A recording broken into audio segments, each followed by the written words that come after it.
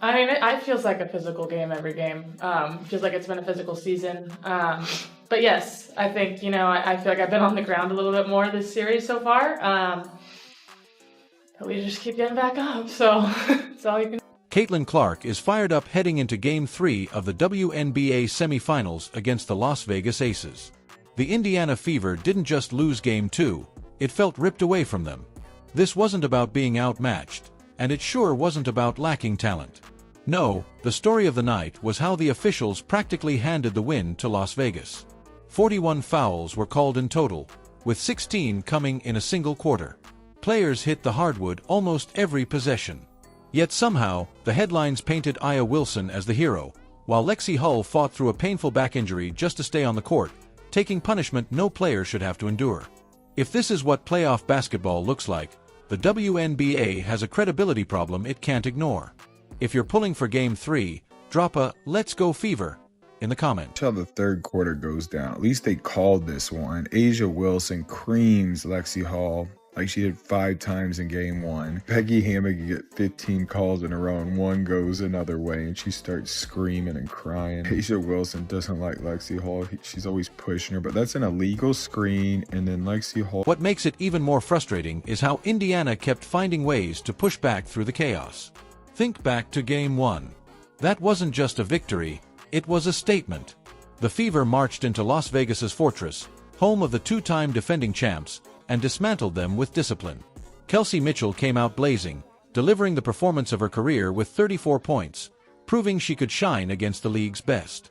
Indiana shared the ball, controlled the pace, and shut down the Aces' attempts to speed things up and play flashy.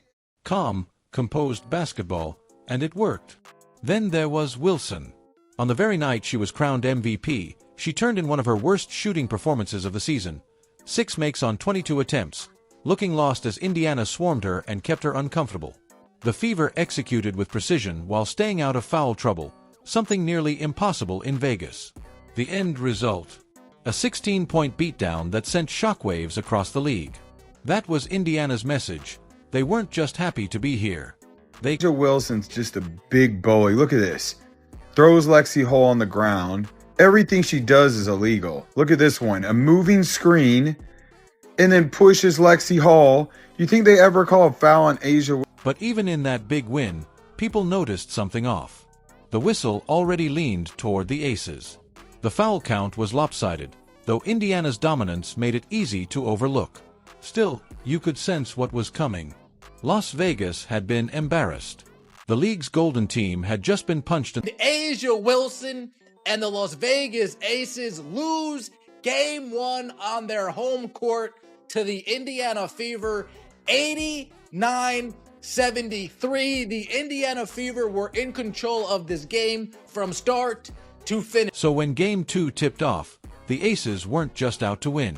They wanted to flip the script. The only question was how far they'd go to seize momentum back. The answer? Ugly. Clip 5. From the very first minutes, Las Vegas ditched basketball for brute force. Elbows, shoulders, collisions on nearly every trip down the floor. And the refs. They swallowed the whistle, brushing it off as playoff physicality. But when you rack up 41 fouls, including 16 in a single quarter, that's not intensity. That's chaos. The Fever never had a chance to find rhythm. Clip 6. Every possession turned choppy. A team built to run and flow was forced into broken half-court sets, the exact opposite of their identity.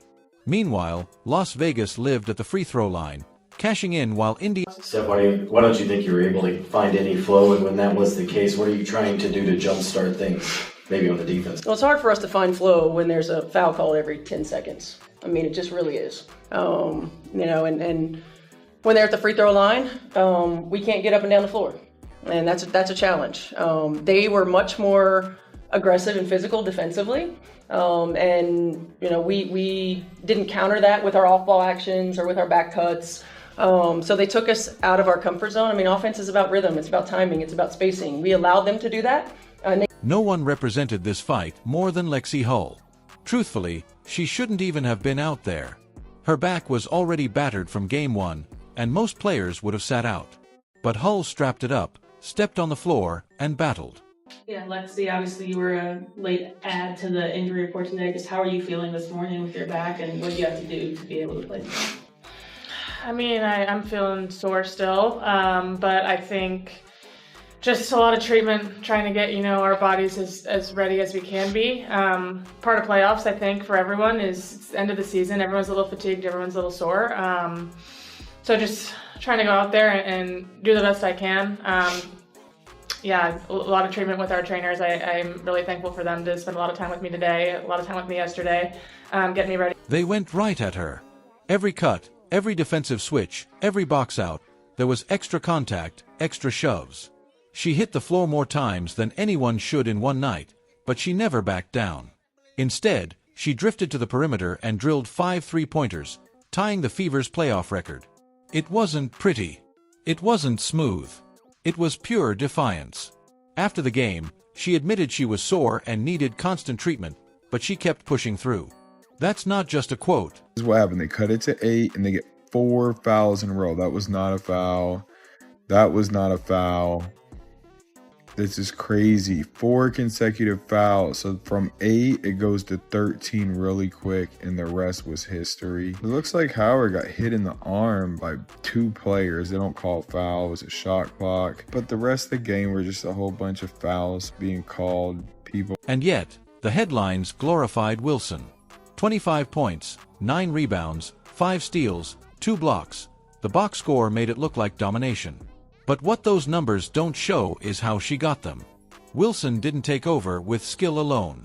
She muscled her way into the paint, created collisions, and drew whistles Indiana never got on the other end. Fans weren't fooled. They saw exactly how tilted this game really was.